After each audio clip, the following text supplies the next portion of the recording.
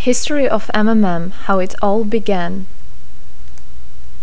Starting up of MMM, in 1989, Moscow Executive Committee in Leninsky District registered MMM as a cooperative society. It is in Russia. A few words about the leader. The MMM Cooperative Society was founded by Sergei Mavrodi and was one of the leading computer equipment distributors in Russia. Sergei Mavrodi, having a degree in maths, worked as a programmer and took part in the development of the first operating systems. Few words about his decision to make his own company is the fact that, having worked as a simple worker from 8 to 5, he understood that freedom is the most important for him, because that work of 8 to 5 is literally a slavery. At any point, at any time, the company can throw you out and you'll be left without nothing, although you could have worked in that company for years and years. So he realized it. This is why he decided to create his own child, and he knew whatever his efforts will be, it will come back to him in form of dividends and income. Free of charge travel campaign. In 1992, the brand became universally recognizable after Mavrodi offered several times to all the residents of Moscow a day of free of charge travel in metro, Moscow subway. Pretty smart. Birthday of MMM. On October 20, 1992, the joint stock company MMM was registered. In fact, it is a birthday of MMM in the traditional form in which people got used to consider it. The shares of MMM on sale. February 1st, 1994, the shares of MMM went on sale, and people immediately began to buy them. Moreover, the company willingly bought them back on a new, higher rate, which grew very fast at about 100% per month. The company's principle today is always more expensive than yesterday worked perfectly. Few words about that. Why did he do that? As you might know, in 1991, the Soviet Union fell. So if until at the time of the Soviet Union, everything that there was in the country, like properties, different companies, or whatever that was bringing some goods, was national. So any person of the country was entitled to have a share of that production, of that company. Everybody was equal. But when the Soviet Union fell, what it meant is that all the companies, all the properties had to be privatized. So you can imagine, there is a company, a huge company. People worked there for years and years, and at one moment there comes a person and says, all that is mine. Yes, this was the case, and obviously that information, that laws about the fact that it was possible to privatize was kept only for a small group of people, for obvious reasons. So a simple worker who worked in that company for years and years, or all his life, didn't know he can actually come and say by law that that is his. So what genius idea Sergei Mavrodi had is to sell these shares to gather the money of the people, and with this money to buy those companies. So basically, if a person has an MMM share, he would have had an exact share from the company that Sergei Mavrodi bought. For example, a company from oil and gas or something else. Obviously, he knew perfectly which companies are worth it and which companies were not. There was quite a battle there. So as you can see, his idea was great, but let's see what happens. Government is trying to hinder MMM's activities. Surprise, surprise! Planned by the Russian government, MMM 94 was intentionally collapsed. It began when tax inspectors accompanied by OMON officers passed through the crowd of depositors and went inside the central office of the company to give a notice about the planned tax inspection. Right. So obviously, the small group of people that I was talking about is the government people, is the people that have connections and so on, and they wanted obviously all that money, all those properties to be kept in their hands. This is how the nowadays oligarchs were made. At that moment they had nothing. In one day they got loads of money, and now you can know them as very rich people who made their money on the back of a nation. So obviously they did something just to provoke some panic going through the crowd. Obviously, for any financial institution, a panic is really bad. As I remind you, at that time, MMM was selling shares, was a share stock company, let's say. Mavrody's arrest. Sergei Mavrody was arrested on tax evasion charge. Really lame excuse. It wasn't at all like that. What happened, even the person that was in charge with giving the arrest, he told him that there was no other option for them. They had to do something, even though it was illegal what they were doing, but they had to do it as they were afraid of him.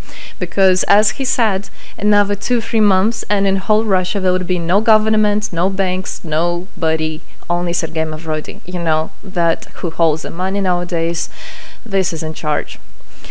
So he was arrested, and his arrest was broadcasted live on all TV channels, obviously to show off more, to show people how bad he is, and actually the government didn't do anything wrong. On the same day, there was a storm of the central office of MMM. The company was prescribed to recover 49.9 billion rubles to the budget. Huge money. The question about the money in MMM 94 is open, as no one still can give an answer where it is. The authorities simply turned a blind eye to it, although hundreds of eyewitnesses are ready to confirm, even under oath in court, that they saw 17 trucks take out cash through the back door.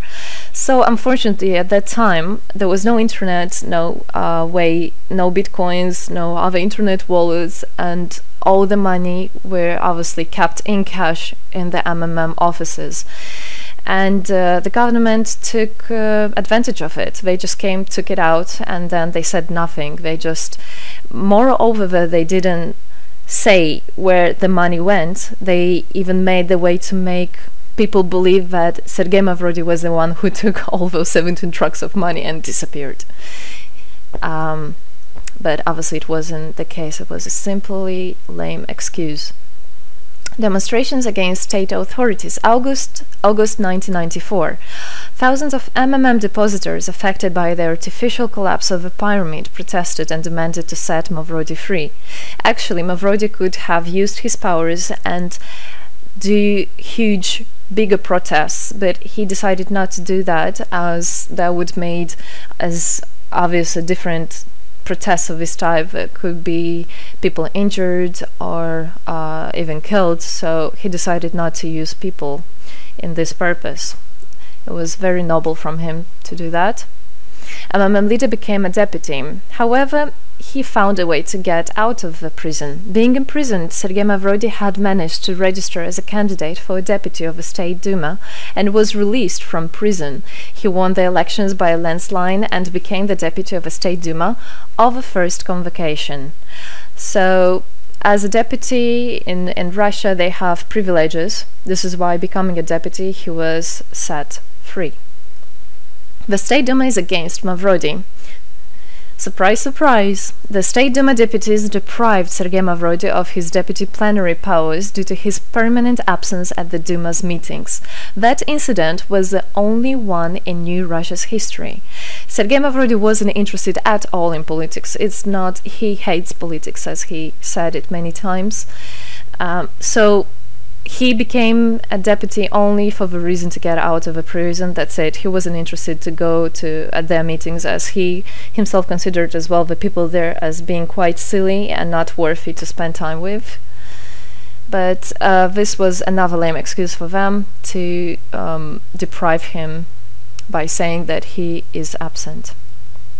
A candidate for presidency. The Central Election Commission registered the authorized representatives of the initiative group that had nominated Mavrody as a candidate for the president of Russia, but subsequently rejected a significant part of the signatures in the support of a candidate, and his registration was renounced. So, for obvious reasons, they did that again. They weren't interested into having a fair president, a fair leader on top of their head. Revival of MMM, January 2011. Sergei Mavrody renounced launching launching a new project of MMM 2011, Together We Change the World.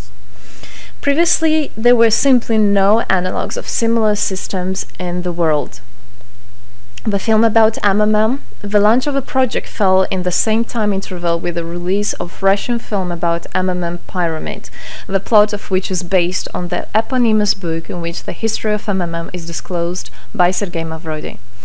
So he wrote a book, and there is a movie which I highly recommend you to watch. You can find it online on YouTube.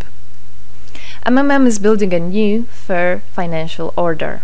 June 2012, the activity of MMM made a lot of banks collapse and a huge outflow of funds from deposit accounts happened. The system numbered more than 35 million members at the time.